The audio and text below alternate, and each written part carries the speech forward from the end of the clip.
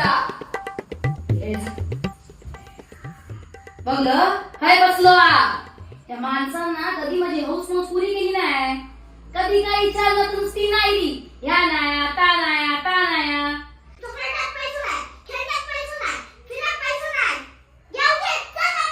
चल जाऊया. हॅलो हा इले पैसे